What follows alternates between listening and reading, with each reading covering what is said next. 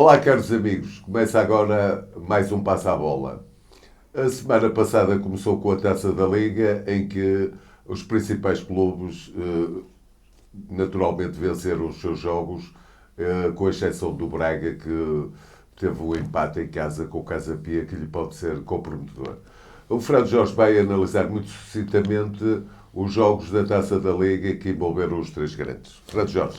Ora, antes de mais, olá a todos, ao Rui e ao Diogo e aos nossos ouvintes e àqueles que nos vão acompanhar. Relativamente à Taça da Liga, não tivemos assim nada de transcendente, nenhuma grande surpresa. O Benfica foi ganhar ao Arauca com um sistema novo, vamos já mais à frente no campeonato. Roger Smith inventou os três centrais. Roger Smith inventou aqui uma tática dos três centrais que não é bem, e ouviu-nos aqui no Passa a Bola, porque nós tínhamos dito que ele tinha que mudar obrigatoriamente de sistema, num 4-4-2 ou um 3-4-3, ou outro sistema qualquer. Tinha que mudar o sistema do Benfica, porque não estava a dar, ele mudou, o Benfica jogou pouco, no entanto, não sofreu golos por maior compacto da linha do meio-campo e a sua defesa, e acabou por ganhar o jogo bem por 2-0 ao Arauca. O Braga empatou em casa com o Casa Pia e, portanto, está tudo em aberto no grupo do Braga. O grupo do Benfica, já agora, o Benfica está em primeiro, ganhou o Arauca, portanto, praticamente está apurado, basta o empate com o Aves, que também faltam mais 2 jogos. E depois temos o Braga empatou em casa com o Casa Pia. O Braga ainda está tudo em aberto, portanto tem um jogo, 1 ponto. O Casa Pia tem 2 jogos, 4 pontos. Portanto, o Braga aqui tem que dar à perna ou ao chinelo, como disse o seu treinador, para ser apurado. Tivemos depois, em último, o Sporting com o Farense. Foi um bom jogo, até bem disputado. O Farense jogou olhos nos olhos com o Sporting, ou a equipa, jogou bem. O Zé Bota está a fazer um bom trabalho, mesmo a nível do campeonato. O Sporting jogou dentro daquele esquema, que isto é que é um verdadeiro esquema de 3 centrais, portanto, um 3-4-3 homogéneo, muito bem trabalhado, já pelo Rubem Amorim praticamente há 2 anos. Toda a gente sabe o que faz dentro do campo e o Sporting encanta quem está a ver o Sporting a jogar. Já vamos falar depois mais à frente no campeonato também. O Sporting ganhou por 4-2, ganhou bem, marcou mais golos que o adversário e, portanto, o Sporting tem praticamente, a não ser que perca, não é? Tem 3 pontos, o Forense tem 2 jogos, tem 3 pontos também, e o Tondela tem 1 jogo e 0 pontos, portanto o Sport também com o empate fica apurado também. Tivemos depois um Casa Pia com o Nacional. O Casa Pia ganhou ao Nacional e, portanto, tem 2 jogos, 4 pontos. Exatamente. Empate em Braga, portanto está tudo em aberto neste grupo. Relativamente aos jogos que faltam, no dia 6/12, por adiamento, quer do Porto, quer do Estoril, teremos um Estoril-Porto. E como tivemos no campeonato, esta derrota do Futebol do Porto promete ser um jogo do ajuste de contas. O Porto tem 0 jogos, o Estoril tem 3 pontos e, portanto, o Porto tem que ir lá obrigatoriamente ganhar para ficar apurado para a fase seguinte da Taça da Liga. E pronto. Tudo que se conjuga para que Benfica e Sporting passem, Braga continua no impasse e o Porto terá obrigatoriamente que ir ao Estoril e obter um bom resultado. Entretanto, como continuou a Liga, com algumas surpresas, nomeadamente a do Porto, e a nossa frase da semana tem a ver com a dualidade de critérios continua vergonhosa. Isto quer dizer o quê, Fernando Jorge? Bem, quer dizer que tivemos vários jogos aqui, os critérios, quer dos árbitros, quer do VAR, não são os mesmos. Podemos referir alguns, por exemplo, caso do Porto, um penalti, um simples empurrão, que para mim não é penalti, e para a maioria dos árbitros também não é. O Benfica, a semana passada, teve um empurrão igual, não foi marcado penalti também, portanto estes critérios são duvidosos. O Sporting já teve um empurrão no mesmo género, foi marcado também um penalti e foi sancionado. Já tivemos outros jogos do Boa Vista, já teve empurrões do mesmo género, não é marcado penalti a favor do Boa Vista. É marcado um penalti a favor do Braga, também um empurrão ligeiro também, na mesma circunstância, é marcado o penalti, e, portanto, isto parece-me que é conforme as equipas e conforme as caras e os corações dos árbitros e do VAR. Ontem também tivemos, nesta última jornada, uma arbitragem e uns VARs vergonhosos, por isso é que pusemos este título, porque tivemos vários escândalos em vários campos. Outra comparação que eu vou dar, o golo do Benfica, por unanimidade de todos os árbitros, eu fui consultá-los, só para ter essa certeza, pelas regras, é penalti em Chaves sobre o João Neves, que está naquela chapada.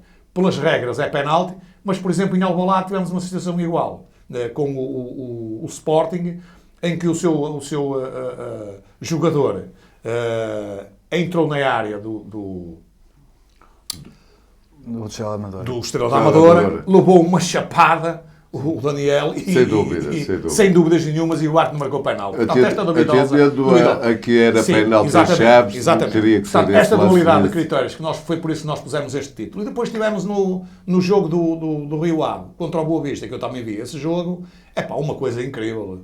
Nas regras está suposto que um indivíduo que não interfere na jogada, está em fora de jogo, que é o caso do Tiago Moraes, sai do fora de jogo e um jogador do Rio Ave passa a bola ao Tiago Moraes, quando ele já não está em situação de fora de jogo, e depois ele faz uma simulação e atira bem e faz o golo, como é que se pode anular um golo deste?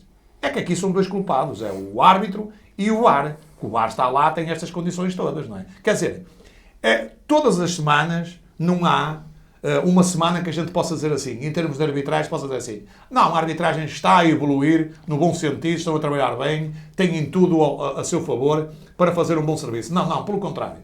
E depois ouvimos um caso caricato, que é um presidente da Liga, ao dizer que não sabia desta formação de uma entidade fora do âmbito dos clubes de futebol, para a arbitragem, em que ele é vice-presidente da Federação, convocou a Federação, agora quer fazer uma reunião.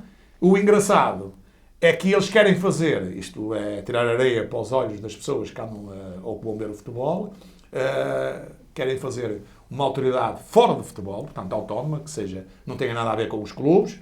Acho muito bem, também concordo plenamente, porque na Inglaterra também é assim, e nos outros países, os Big Five, é tudo desse género. Só que ele quer lá colocar um indivíduo da Federação, um indivíduo da Liga e um indivíduo do Conselho de Arbitragem. Agora pergunto eu, imaginemos que éramos nós os três, que estamos neste momento no Conselho de Arbitragem, e agora vamos para uma entidade fora, e vamos para lá os três outra vez, nós vamos melhorar alguma coisa? Se vamos para lá os três... Isto, no fundo, quer dizer, isto não cabe na cabeça de ninguém. É uma entidade autónoma, não leva ninguém para lá. Exatamente. É autónoma. Senão não é autónoma.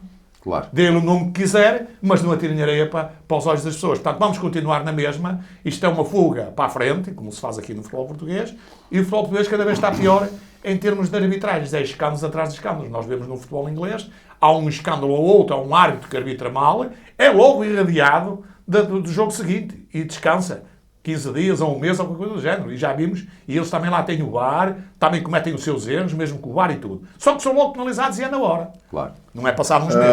Entretanto, a Liga começou com uma grande surpresa. Não será nós não selecionámos, porque previamente selecionámos o jogo da jornada, que nos parece aquele jogo mais equilibrado e que terá mais emoção. Mas tivemos uma grande surpresa corporizada no Estádio do Dragão com a derrota do Porto perante o Estoril, que na altura até era o último classificado. Diogo, como é que tu explicas esta derrota do Porto, que vinha num crescendo, pelo menos de resultados, e até de alguma melhoria de performance de equipa, não é? Mas que contra o Estoril a máquina empurrou. Sim. Olá a todos e obrigado por acompanharem o nosso programa. Eu que estava nos últimos programas, Rui, a fazer assim, a elogiar de elogios à equipa e ao seu treinador. Exatamente, e pensei que isso fosse para se manter nos futuros programas, e mais uma vez venho para aqui ter que falar mal do meu clube, fazer críticas construtivas, não é? Porque eu sou portista. Sim, as críticas são sempre construtivas. Eu sou portista e não posso tapar os olhos àquilo que é o demérito e a incompetência do futebol do Porto e dos jogadores, não é? Portanto, na sexta-feira previa-se um jogo até relativamente fácil, tendo em conta que o Porto estava em crescendo, era um jogo no Dragão. O Porto vinha com aquela motivação de já ter uma série de jogos ganhos, incluindo boas exibições na Liga dos Campeões, e era contra o último classificado na altura, o Estoril. Apesar de que o Sérgio Conceição fez questão de dizer na conferência de imprensa antes do jogo, de destacar que o Estoril, apesar de ser o último classificado, não, o seu futebol era a classificação. Exatamente. Pelo menos alertou para o valor do Estoril, que depois se confirmou de alguma forma no campo. E, portanto, depois, no decorrer do jogo, foi um jogo bem disputado. Não podemos dizer que o Estoril foi para o Dragão para estacionar o autocarro. Foi uma equipa que defendia, mas que depois, quando tinha possibilidade, contra-atacava, até porque o Porto é uma equipa que, como tem dificuldades em criar ocasiões de perigo, quando sobe a equipa, há certos momentos que fica desequilibrada atrás e abre muito espaço para aquilo que são os contra-ataques adversários. E, portanto, o jogo podia ter ficado resolvido muito cedo com aquele penalti do Taremi, que também, como o Jorge disse, é discutível, não é? Há ali um empurrão, portanto, eu gosto de dizer, é um penalti a campeonato português. Claro. A realidade é que se o Taremi tivesse marcado, o jogo poderia ficar muito mais seguro para o Porto, não é? Porque o Porto depois poderia marcar até 2 ou 3, o Estoril teria a obrigação de ainda atacar mais. O Taremi falha o penalti. O Taremi, que é um jogador que, na minha opinião, já devia ter saído do Porto há mais que tempo, não é? No verão. É um jogador que, na minha opinião, não está com a cabeça no Porto nem no campeonato português. E, portanto, a partir daí, os níveis de insegurança, de incerteza nos jogadores do Porto aumentaram. E quanto mais tempo passou, pior, não é? Porque o Porto não conseguia marcar golo e não conseguia resolver um jogo fácil. Até acredito que a estratégia do Sérgio Conceição para o jogo fosse marcar o mais cedo possível, porque o Porto agora tem jogo da Liga dos Campeões, portanto, com o Estoril, quanto mais cedo o jogo ficasse resolvido, melhor, até para depois fazer ali umas certas poupanças. Tal não aconteceu, e depois o golo do Estoril nasce, mais uma vez, de incompetência do árbitro, porque o árbitro, quer dizer, a falta é fora da área, mas o árbitro marca penalti. Sim, mas foi corrigido pelo VAR. Foi corrigido, mas há ali uma certa distância que dá para perceber que o lance foi fora. E depois de livre, o jogador do Estoril acaba por marcar aquilo que é um grande golo. O Diogo Costa não tinha defesa. Eu até, assim, em jeito de brincadeira, como o meu pai disse, mais valia o árbitro ter marcado penalti do que o livre, que o jogador do Estoril falhava o penalti. Exatamente.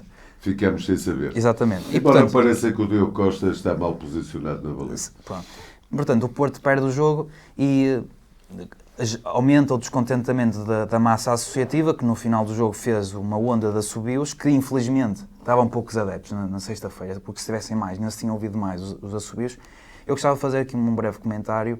Eu gostava que tu interpretasses depois as palavras finais do Sérgio Conceição. Ou do meu comentário do Sérgio Conceição ao jogo, que foi uma crítica ao departamento médico e à estrutura. Não, ninguém percebeu muito bem, no fundo foi ao clube inteiro. Agora, sim. As interpretações é que apontam sempre para que há problemas entre o Sérgio Conceição e o departamento médico, mas ele até fala em todas as estruturas ligadas ao futebol. Sim. Antes disso, Rui, gostava só de dizer que no decorrer desta semana a casa do André Vilas-Boas foi vandalizada. Exatamente. Porque o André Vilas-Boas, tudo indica que vai ser um concorrente à presidência do Porto com o Pinto da Costa nas próximas eleições, e o Vilas-Boas que anda a ser criticado por ser ingrato, por concorrer contra o Pinto da Costa, mas eu, enquanto portista, gostava de fazer este exercício de reflexão, que é o seguinte: nos últimos anos, o Pinto da Costa não tem tido concorrentes nas eleições. Porquê? Porque o Pinto da Costa, há uns anos atrás, era incontestável. Fazia um bom trabalho, o Porto... Nas últimas eleições já teve alguma concorrência. Exatamente, mas se for recuarmos assim 10 anos, 15 anos, o Pinto da Costa não tinha concorrência à altura. Porque o Porto estava bem desportivamente, financeiramente, fazia vendas astronómicas, fazia boas contratações. Se nos últimos anos tem aparecido alguma concorrência ao Pinto da Costa, por alguma razão é porque o clube não está bem. E quando acontecem esses casos de casas vandalizadas, parece que vivemos num clube de ditadura, um clube com um regime fechado. Então as pessoas veem o clube mal, querem ajudar o clube e parece que são assim contestadas por isso. Portanto, queria só fazer este comentário. Respondendo à tua pergunta, Rui, do Sérgio Conceição. Já se arrasta um pouco esta má relação do Sérgio Conceição com o departamento médico. Tornou-se mais visível quando foi aquela lesão do Pepe. O Pepe ia a jogo, mas depois não foi a jogo por indicação médica. Mas é como tu disseste, eu penso que esse comentário de Sérgio Conceição não foi só ao departamento médico, foi um pouco àquilo que é o clube, Futebol Clube do Porto, porque não sei se o Sérgio Conceição quer dar a entender que não estão todos a remar para o mesmo lado. Mas penso que o foco dessa crítica terá sido mesmo para o departamento médico, porque o Sérgio Conceição nunca viria a criticar a público o Pinto da Costa, nem a SAD. Tudo bem que se calhar tem descontentamento nessas questões, mas vir a público fazer essas críticas, penso que não, ainda por cima avizinham-se eleições. Tanto que o Sérgio Conceição recentemente veio criticar a postura do André Vilas-Boas em alguns comentários que fez, nomeadamente na relação do Sérgio Conceição com o Pinto da Costa. Agora, a realidade neste momento no Futebol Clube do Porto é que o descontentamento, que já é grande, agrava-se cada vez mais ao mínimo desaire, seja empate, seja derrota, principalmente uma derrota que todos os portistas acreditavam que na sexta-feira seria uma vitória mais que fácil, não é? Sim, mais que previsível. Mas penso que o Sérgio Conceição aí não está muito bem, porque eu acho que, pelo simples facto de ter perdido, é que atirou com as críticas. Portanto, ou fez críticas que, inclusivamente, não identificou os destinatários. Foi um mau timing para fazer as críticas. E eu acho que a semana passada também ganhou e a outra semana tem ganho jogos e se calhar essas deficiências mantinham-se e ele nada disso. Sim, sim. Portanto, na hora da derrota, acho que não cai muito bem esse tipo de críticas. Portanto, Jorge, o que é que tens a dizer sobre o jogo do Porto e sobre as críticas de Sérgio Conceição, críticas que no fundo ninguém sabe dirigidas a quem? Basicamente sobre o jogo o Diogo já disse quase tudo. Só vou acrescentar o seguinte, isto é uma questão de eficácia. O Porto só não ganha por falta de eficácia durante o jogo, não é? Porque tiveram lá oportunidades mais que suficientes para ganhar o jogo por mais do que uma bola. Exatamente, mais do que uma bola. O Estoril surpreendeu-me, porque eu tinha dito aqui e continuo o caminho, que é uma das equipas mais fracas da primeira divisão, ou pelo menos estava a ser, com o Seabra, está a fazer pelo menos a começar um trabalho com alguma estrutura e a pôr a equipa a jogar um pouco melhor do que aquilo que jogava. Por isso é que eu disse que era candidato à descida da divisão. Não colocou realmente um autocarro cá atrás, defenderam bem, não é? Como é duas linhas. O Porto teve mais dificuldade e depois, na hora, falhou o penalti, porque aquilo é um incentivo para o Porto ir de cadeirinha, não é? Marcar um penalti logo aos 4 minutos, para qualquer equipa é um bom incentivo para o resto do jogo, pelo menos podem começar logo a ganhar. E, portanto, acaba o Porto por perder num livre bem executado. Não concordo contigo quando dizes que o Diogo Costa está mal colocado. Não, é um golo sem espinhas, porque é muito difícil. Entra onde dorme a coruja, como se costuma no futebol dizer-se.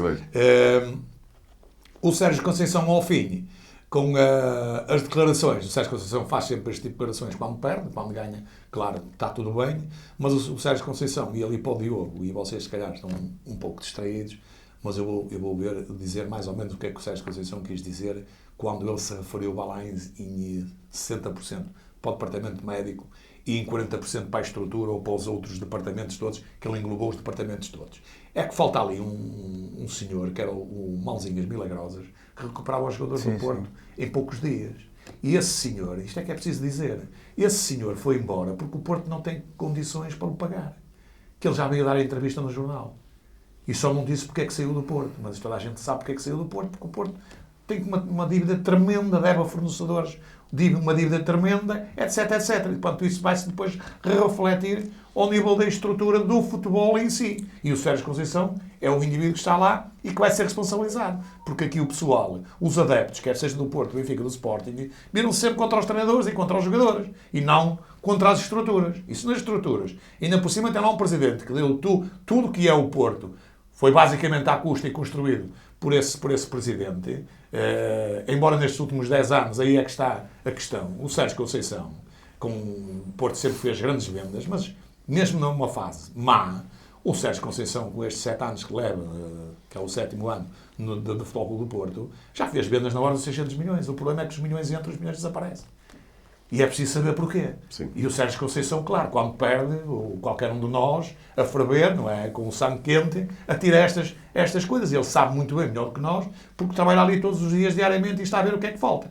E nós temos, eu até vou dar um caso concreto, numa altura, eu até referenciei isso aqui, o Otávio teve um problema grave de costelas, e eu até tinha dito, se calhar, foi com a cola ou 3 que lhe colaram, que ele ao fim de 2 dias estava a jogar. Sim, sim. Isso não é possível. Portanto, estava lá este senhor que recuperava os exemplos. jogadores. Este E senhor outros saiu, exemplos. eles agora têm mais dificuldade. Quem diz este, diz outros, nós não sabemos, não é? Quem é que está lá a trabalhar. Também já se pegou com um médico, o Sérgio Conceição, aqui atrasado, com uma derrota também, pegou-se com o médico, não é?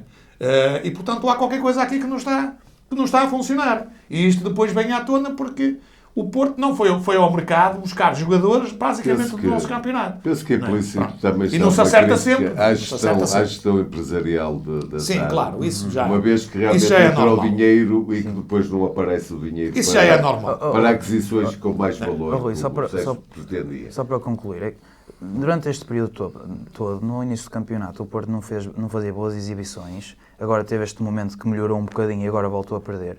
Mas nestes momentos assim mais adversos, de maior dificuldade, não vejo ninguém da estrutura do Porto a dar a cara. Quem dá a cara é o Sérgio Conceição, porque é o treinador e não tem medo de dar o corpo às balas e é dos principais representantes do clube.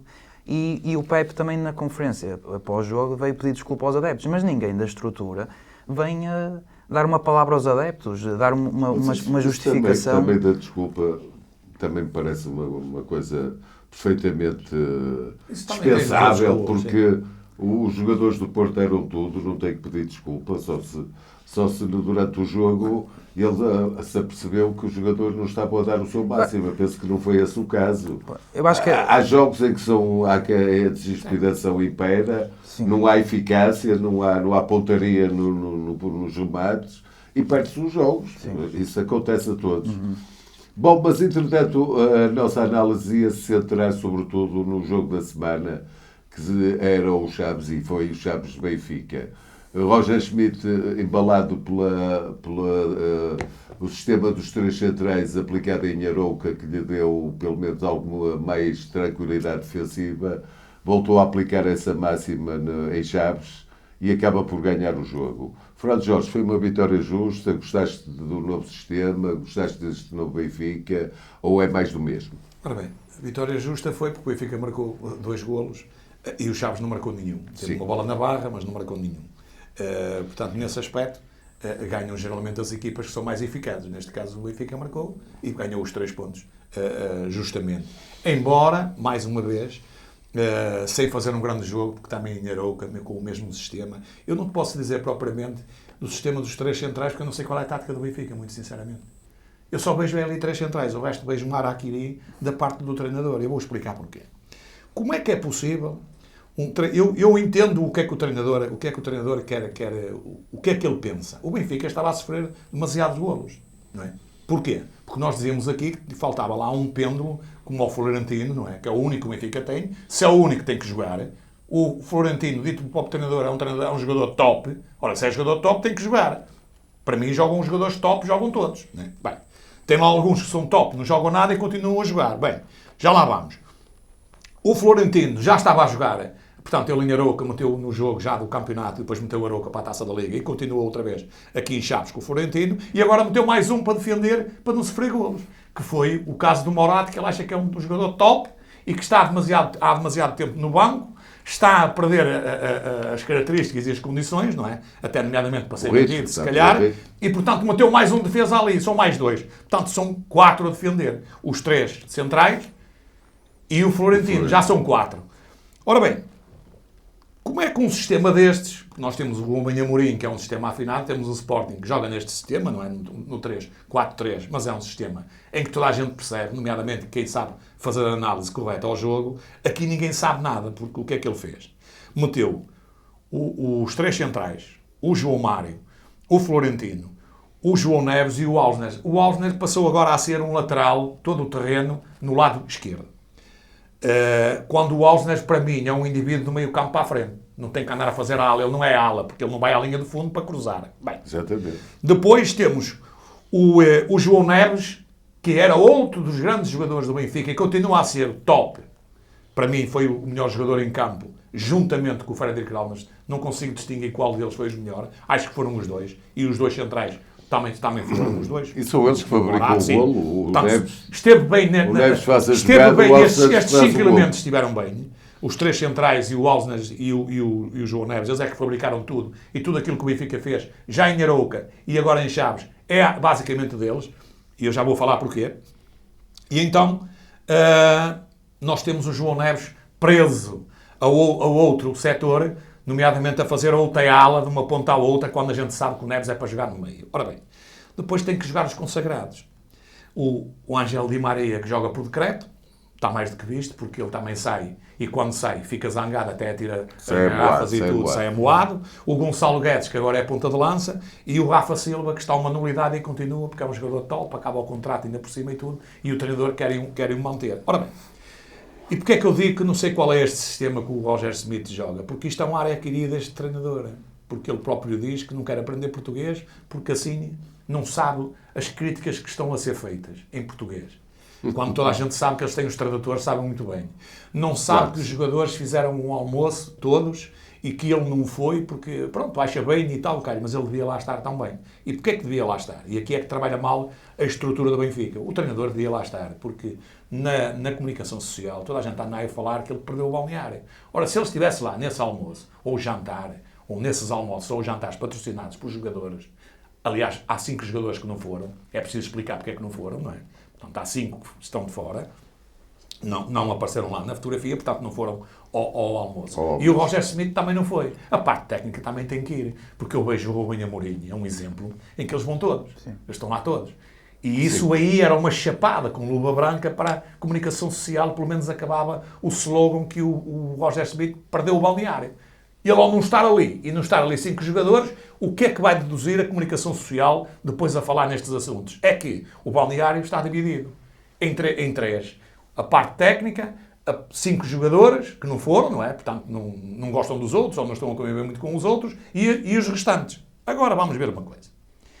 Que isto é inconcebível. Eu, aos anos que vejo futebol, joguei futebol há muitos anos, sem ser consagrado, nem andar nos jornais, nem nada, e ainda bem. Mas eu nunca vi um treinador ter 2 defesas esquerdos e não jogar com nenhum. Que é o caso. Joga o Alsner e os 2 defesas esquerdos estão no banco.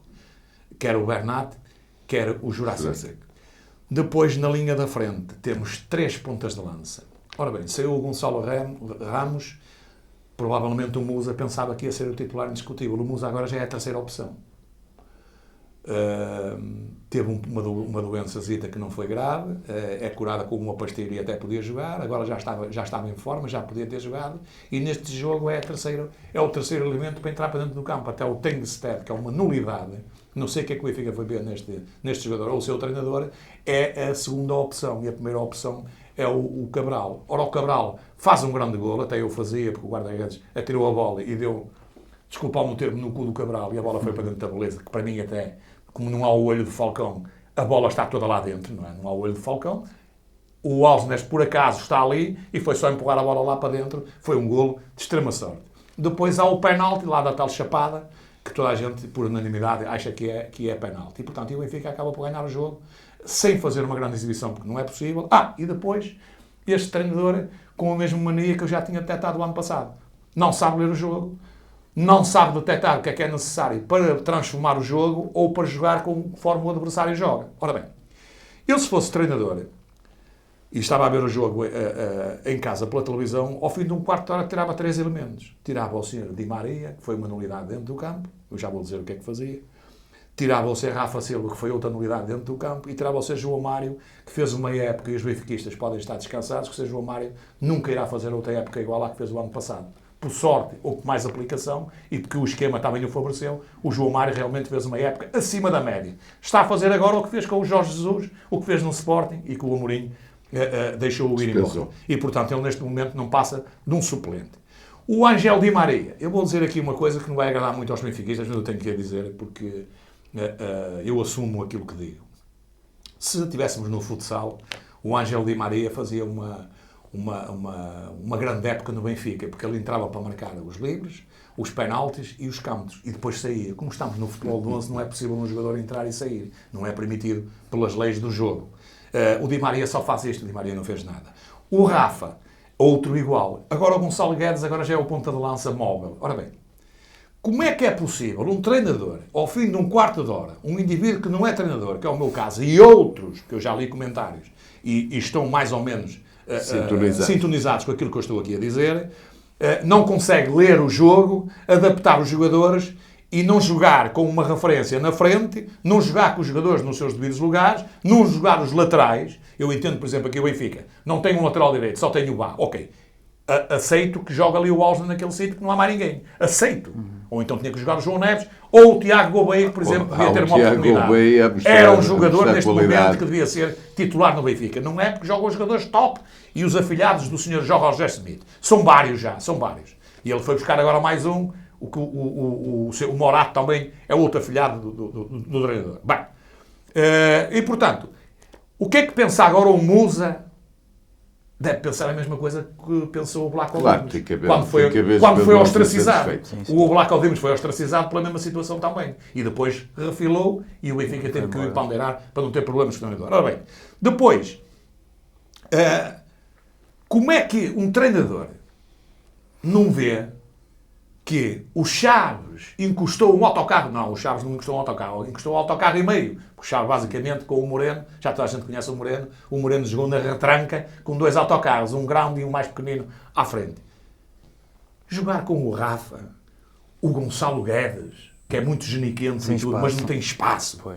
E o Ángel Di Maria, que precisa de espaço também, pelo menos para bombear as bolas, lançar as bolas, não é? E fazer aquelas aberturas que ele gosta de fazer. Como é que ele queria marcar golos com este tipo de equipa e o Chaves todo lá atrás à espera das bolas? Isto é impossível.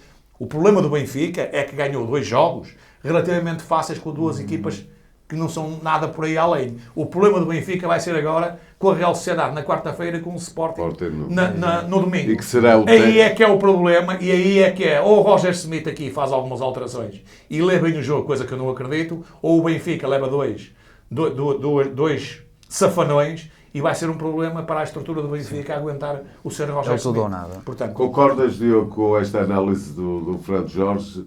Este sistema de 3 centrais ainda está muito mal trabalhado e poderá vir as grandes fragilidades do sistema e da forma dos jogadores nestes próximos embates que vão ser decisivos, e com 2 equipas muito superiores aos Chaves e ao Arouca, que é a Real Sociedade, que apesar de ter perdido com o Barcelona em casa, o próprio treinador do Barcelona disse que foi um resultado injusto para a Real Sociedade. E depois vai ser um jogo do nada com o Sporting, um Sporting moralizado à frente do campeonato. Sim. O que é que te parece esta nova realidade do Benfica? Eu gostaria de começar por destacar que o Jorge fez aqui outra previsão, não é? Porque ele na semana passada disse que o Benfica se calhar iria passar a jogar num esquema de 3 centrais e este... O Roger Schmidt ouviu o programa, seguiu os conselhos do Jorge, não é? E jogou com 3 centrais. Também jogou com 3 centrais fruto das lesões que tem na ala direita, não é? Do Bá, que está lesionado, não é? E não confia nos defesas esquerdos que tem, que como também o Jorge disse, tem 2 defesas esquerdos no banco, mas tem 2 defesas esquerdos que não confia neles e que não têm mostrado resultados. E, portanto, parece que o esquema de 3 centrais está um pouco na moda, porque o Roger Schmidt e o Sérgio Conceição veem que o Ruben Amorim joga muito bem com aquele esquema. O Sérgio Conceição já experimentou contra o Estrela da Amadora, agora o Roger Schmidt, mas eu quero acreditar que ele não vai a jogo contra a Real Sociedade, pelo menos, com este esquema tático.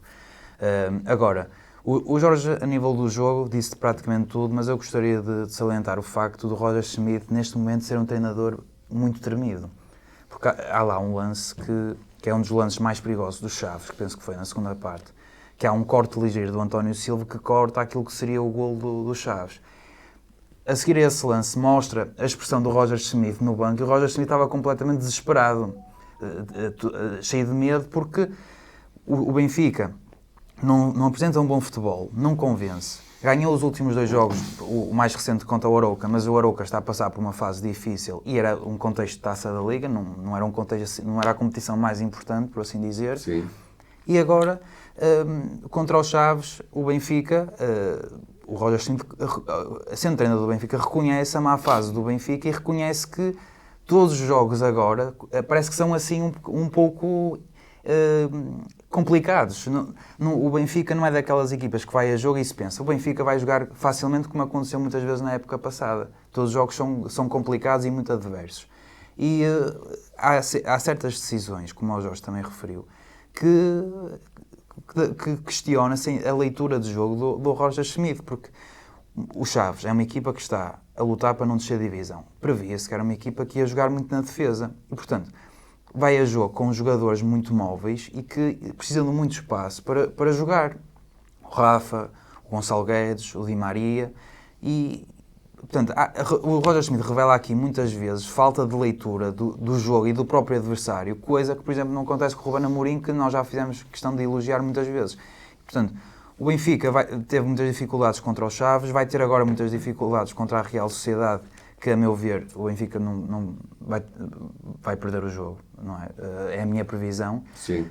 Mas o Benfica, apesar de tudo, foi a jogo com aquela motivação extra do Porto ter perdido pontos e, portanto, com a possibilidade de se distanciar, o que aconteceu, e era muito importante para o Benfica ganhar o jogo para ir para a próxima jornada contra o Sporting, com a possibilidade de ganhar ao Sporting e alcançar, portanto, e igualar o Sporting a nível de pontos no campeonato. Ok.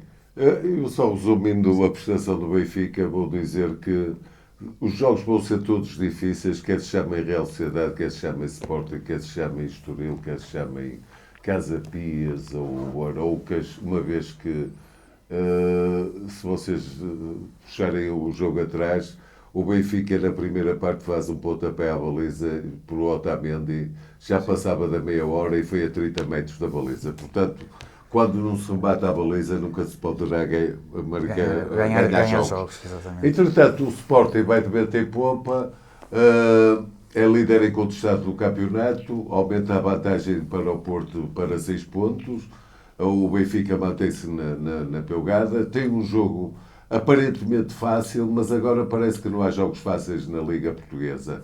O Estrela da Amadora apresentou-se bem organizado, vai para o intervalo a perder, na segunda parte, em muito pouco tempo, dá a volta ao jogo e depois foi o Sporting a correr atrás de prejuízo e com sucesso, daí a sua moralização. Fernando Jorge, foi um resultado justo, o Sporting no fundo mereceu ganhar. O que é que pareceu este Sporting mecanizado, mas os jogos agora, as vitórias estão caras, os pontos estão caros. Este Sporting é um jogo fácil de analisar. Ora bem, é sintomático que o Sporting, por distração, é que sofre 2 golos. Eu estava a ver o jogo, o Sporting marcou um golo na primeira parte, não jogou assim, não é não jogar muito, jogou bem, dentro daquele conceito do jogo, do Ruben Amorim e dos jogadores que ele mete lá dentro, quer seja o Manel, o Joaquim, o Alexandre ou qualquer coisa do género, mete outros indivíduos. Sim, os conceitos e o estão lá, está lá, todos os lá, jogadores do Sporting sabem quando fazer dentro. Mas é uma questão de inspiração. Isso é fundamental. Também. E depois é uma questão de correr bem no jogo, não bater nas postas, ou nas traves, ou qualquer coisa do género, e eles finalizarem. É sintomático também que o Sporting vai para o intervalo a ganhar 1-0, podia ter feito mais um ou outro golo na primeira parte. Atenção que este Estrela da Amadora defende bem, não defende com autocarros, mas defende bem, e depois lança bem um contra-ataque, e portanto também estão bem trabalhados por Sérgio Vieira, que é muito bem trabalhado. Sim, nomeadamente, estou a gostar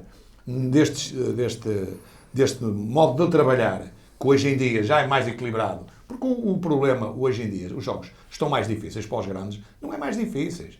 É que todos os treinadores agora trabalham mais ou menos dentro dos mesmos conceitos. Têm todas as condições para jogar. E os grandes estão mais fracos. O Sporting, o Benfica e o Porto, em termos de jogadores top, estão mais fracos. Ora, como estão mais fracos, os outros estão mais aproximados. E ainda não temos a centralização dos direitos esportivos, a dar mais dinheiro a estes clubes, não é? Como os Amadores, os Casa Pias e pelo Boa Vista e por aí fora. Eles vão aproximar mais, vai ser mais difícil quando estivermos numa situação dessas. Ora bem, o Sporting é preciso jogar mais. O Sporting jogou tão bem a descansar um pouco na primeira parte para o jogo que vem aí, que é decisivo, com o Racon em casa, que tem que ganhar para dar um salto na tabela e passarem à fase seguinte. O que é sintomático é este Sporting estar a perder 2-1 e os sócios do Sporting acreditarem tanto na equipa, incluindo-me a mim, que estava a ver no sofá, e estava a ver que o Sporting ia dar a volta, ia ganhar ainda por 3 ou 4 ou 5, porque ainda faltava muito tempo de jogo, e o Sporting estava a jogar bem. O Amorim consegue fazer uma coisa que não faz o treinador do Benfica, o Roger Schmidt, que é trocar os jogadores lá dentro e aquilo começam a jogar com muito mais velocidade, e foi o que ele fez. Até trocou 2 centrais. Sim. que é enigmático. Como é que ele troca 2 centrais e a Mexeu equipa na começa a jogar defesa, muito mais? quando Porquê? precisava de Porque atacar. o Coates é um daqueles que o Benfica podia aproveitar se estivesse em forma. O Coates é a parte mais fraca do Sporting neste momento, porque é lento, não está em grande forma, é alto, foi sempre lento. Bem, é sintomático o que eu ia dizer na continuação. É sintomático porque os sócios do Sporting bateram palmas ao Sporting, mesmo que o Sporting a perder. Isto não se vê em vários jogos. A confiança dos sócios ao baterem palmas é tanta que eles acreditam e acreditavam que o Sporting ia dar a volta ao jogo. E o Sporting empata o jogo, marca o terceiro golo, mas teve lá outras situações para marcar o quarto e o quinto golo. Depois, o Sporting tem um ponta de lança que vale por 4. Voltou novamente a não fazer um golo, mas ele consegue. Ele vai à direita, ele vai à esquerda, ele joga em profundidade, ele dá passes aos jogadores. Deu o passo do primeiro golo ao Daniel Bragaça, que aquilo é meio golo. É só ele atirar para a baliza como atirou a contar. E depois tem os outros lances, que ele dá cabo dos defesas, desgasta os defesas, leva os defesas com eles e depois o resto do Sporting. Jogam rápidos. O Edwards em grande forma. Na primeira parte não jogou, foi um bocado mais trapalhão, mas na segunda parte engatou bem. Faz um grande golo realmente à Maradona. Maradona fazia muitos golos daquela maneira, pegava na bola lá 5 ou 6. Ele faz um grande golo. Desbloqueou. Esse golo serviu para o empate do Sporting e o Sporting a seguir desbloqueou completamente o jogo e ganhou com todo o merecimento.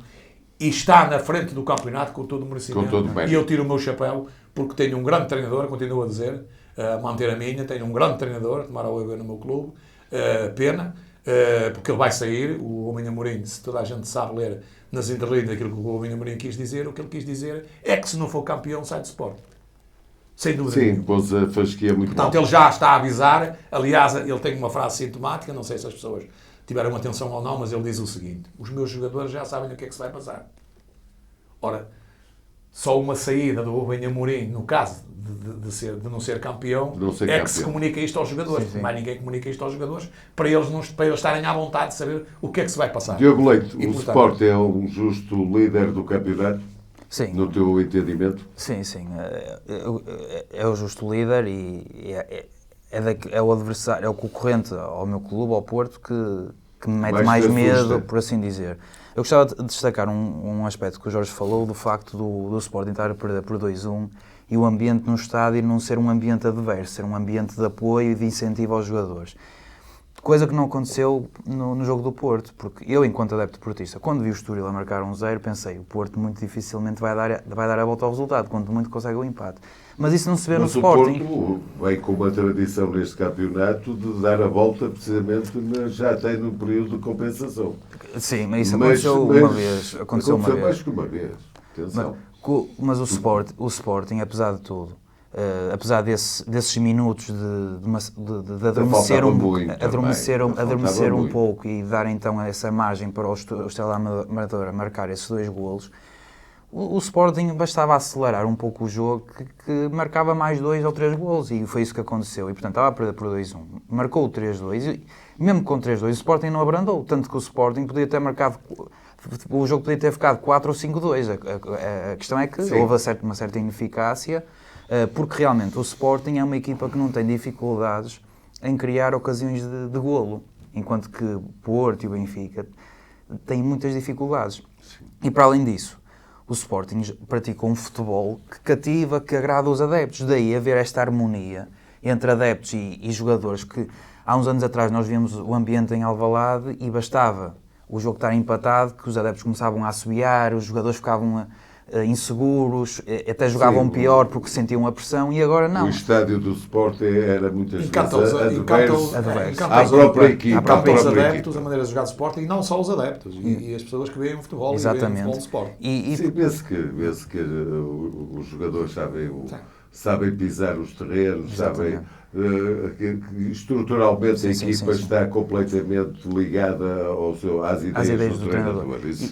E só para dizer ao Rui que o Gyökeres é um jogador que não dura muito tempo cá, não é? Porque fez um hat-trick para a Taça da Liga com o Farense, fez um hat-trick para a Taça da Liga com o Farense, ontem não marcou golos, mas fez uma assistência e é um jogador que apesar de... assistência, está sempre toda a movimentação, é muito influente no ataque do Sporting. E este tipo de jogadores, infelizmente, não duram muito tempo no nosso campeonato. E no Benfica não se vê nada disso, e no Porto se viu, curiosamente, agora a ascensão do Francisco Conceição e notou-se que realmente havia uma dependência do Francisco Conceição para criar futebol. Exatamente.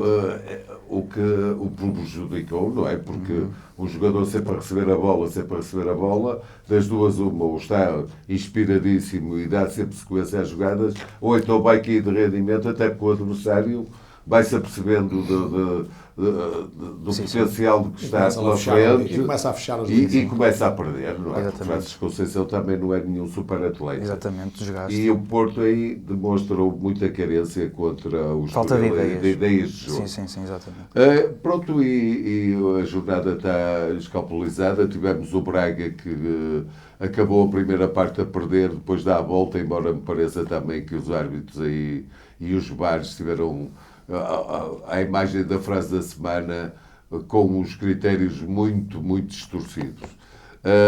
O que é que pareceu o Braga com o Portimonense? Acabou por ser uma goleada, mas eu acho que o VAR e os árbitros também tiveram influência nesse volumar do Sim, foi mais um jogo que é aquilo que eu digo. O Braga tem uma equipa aproximada ao Porto, ao Benfica e ao Sporting, não joga da mesma maneira, mas tem valores para todos, está equilibrado. Até é um plantel dos mais equilibrados da Primeira Liga. Portanto, o Braga vai fazer moça, é preciso contar com o Braga. Teve uma entrada má no campeonato, mas eles vão afinar aquilo. E depois tem lá jogadores como o Moutinho e outros que vão ser úteis em algumas fases do campeonato em que o Braga esteja a ganhar e é preciso descansar e segurar a bola. E ele mete-os lá. Acho que o Arthur Jorge está a começar a jogar um futebol mais ofensivo, que era o que lhe faltava, porque ele era um defesa central e geralmente os defesas centrais jogam um bocado na retranca, todos os treinadores. E portanto acho que o Braga ganha bem. Mas já na primeira parte o Braga estava a perder, mas podia ter marcado 2 ou 3 golos com relativa facilidade. E ganhou bem o jogo e tudo. Portanto, tem 3 pontos e mantém-se ali na frente. A semana continua e nós vamos fazer umas previsões muito rapidamente com a Liga dos Campeões e com a Liga Europa. Portanto, o Porto recebe o Antuérpia, o Benfica vai ter uma deslocação dificílima à Real Sociedade. E o Braga, vamos ver o que é que vai fazer, depende do resultado. O que é que tu achas, Diogo, sobre uma previsão muito rápida sobre a jornada europeia que se avizinha? O Porto recebe o Antuérpia e, para mim, como portista, é mais que obrigatório o Porto ganhar. Não só pelo que fez lá em Antuérpia, mas para garantir a passagem à próxima fase, não é? Portanto, é obrigatório. E esquecer o jogo de sexta-feira, exatamente. O Benfica tem uma missão muito complicada, não só pelo que a Real Sociedade fez cá quando veio à luz, mas pelo que fez no fim de semana contra o Barcelona, que fez um jogão e de certeza que está muito motivado e a Real Sociedade, ganhando o jogo, também fica muito próxima de garantir o apuramento. Se bem que o Benfica, se ganhar o jogo, também relança ali a luta, pelo menos pela passagem para a Liga Europa. Sim. O Braga tem uma missão muito complicada, vai ao Santiago Bernabéu jogar com o Real Madrid, que vai ser uma motivação extra para os jogadores, porque vai ser a primeira vez que vão pisar um daqueles palcos, não é? Apesar de que o Real Madrid no fim de semana empatou contra o Rayo Vallecano, mas penso que será muito difícil, infelizmente, porque o Real Madrid em casa é muito forte, qualquer equipa tem muitas dificuldades. E falando rapidamente... Não é uma equipa muito intensa, sim. O Braga poderá equilibrar o jogo, mesmo perdendo. Sim. E falando rapidamente do Sporting, para a Liga Europa contra o Rakov, o Sporting tem que ganhar... o Sporting vai passar à próxima fase, pelo menos àquela fase de jogar contra equipas da Liga dos Campeões. Mas é muito importante ganhar para dar continuidade a este bom momento e facilitar a passagem no primeiro lugar do grupo. Eventualmente discutir em Nápoles... Na Atalanta. Na Atalanta, sim. Sim, exatamente. Peço desculpa. Com a Atalanta, o primeiro lugar para tentar evitar esse confronto com as sobras da Liga dos Campeões. Exatamente. E, Fran Jorge, sobre a tua previsão muito sucinta sobre o Braga, o Porto, o Benfica e o Sporting nas ligas. A minha previsão é fácil. Nós, neste momento, temos nos 3 grupos do Porto, do Benfica e do Braga 3 equipas com 3 jogos, 0 pontos. É o Antuérpia, que vai jogar com o Porto. Portanto, é um jogo fácil para o Porto. O Benfica tem 3 jogos, 0 pontos também. A diferença dos outros é que marcaram golos e 0 golos. O Benfica ainda é mais grave. Sim. E um de Berlim também tem 3 jogos e 0 pontos. Portanto, o Benfica, além de ter que ir ganhar à Real Sociedade, como interessa outro resultado, até o empate é nefasto, também não serve para o Benfica.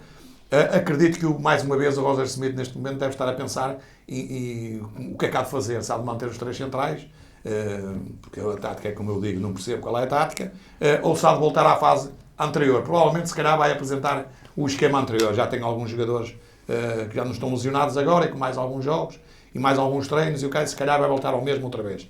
Quer de uma coisa, quer de outra, acho que o Benfica vai ter grande dificuldade, porque eu vi a Real Sociedade com o Barcelona, a Real Sociedade deu 5 ou 6 ao Barcelona por mero acaso. Porque o Teunager, o guarda-redes do Barcelona, foi o herói do jogo, fez grandes defesas e basicamente o Barcelona marcou um bom golo até, no fim, mas no fim do jogo. No jogo a acabar, levava 5 ou 6 o Benfica vai se sujeitar. E depois o Benfica tem um problema, é que o Salzburgo joga com o Inter em casa. O Salzburgo, se ganhar ao Inter, a não ser que o Inter vá lá ganhar, e aí pode aliviar um bocado o Benfica em caso de uma vitória, para discutir ir à Liga Europa, pelo menos, ou manter-se na Liga Europa. O Benfica descer para a Liga Europa. Se o Salzburgo ganhar, o Benfica ainda está mais arrumado.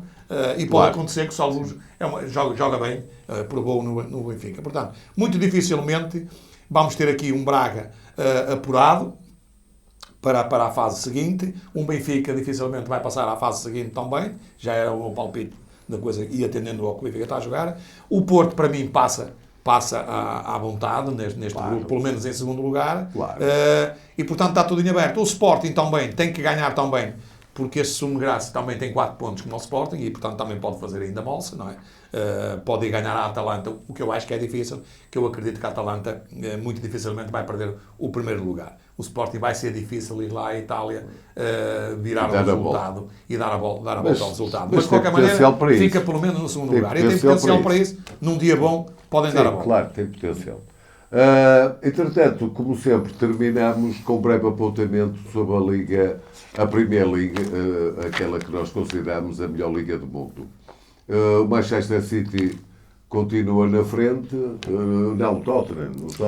Como é que ficou o Tottenham, Diogo? Sinceramente, não sei. Tottenham joga hoje com o Chelsea. Joga hoje. Portanto, o Manchester City está em primeira condição. O City passou para a primeira condição. Sim. Diogo Leite, faz uma breve análise à Premier League. Sim.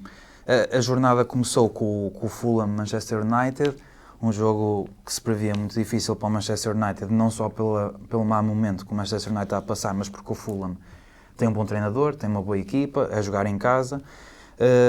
E, portanto, foi um jogo mal jogado de parte a parte. Sinceramente, eu esperava mais do Fulham. O Fulham teve muitas dificuldades ali no jogo de meio campo. O Manchester United ganhou o jogo de meio campo. Apesar disso, não conseguia criar oportunidades de perigo. Sim, não é? foi um jogo monótono. Exatamente. E resolvido pelo português, pelo Bruno Fernandes. Exatamente. É?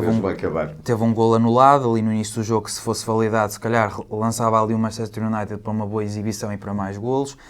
Quando se previa que o jogo ia acabar empatado, o Bruno Fernandes marca um golo por incompetência da defesa do Fulham, porque houve ali muitas bolas que podiam ter sido aliviadas muito facilmente e até mesmo o Palhinha esteve lá ligado ao lance e o Bruno Fernandes aproveita o mau alívio do Palhinha e marca um golo e cala os críticos, assim por dizer, nomeadamente o Roy Keane, o antigo capitão do Manchester United, que o veio criticar a dizer que ele é um mau capitão do Manchester United, quando o Bruno Fernandes é dos melhores jogadores do Manchester United neste momento. Para-lhe o cérebro, já como jogador lhe parava o cérebro, como comentador pelos vistos. Gosta de estar sempre no meio da polémica. Porque se há jogador que tem valor no Manchester United e que joga com certo amor à camisola e com dedicação, é Bruno Fernandes.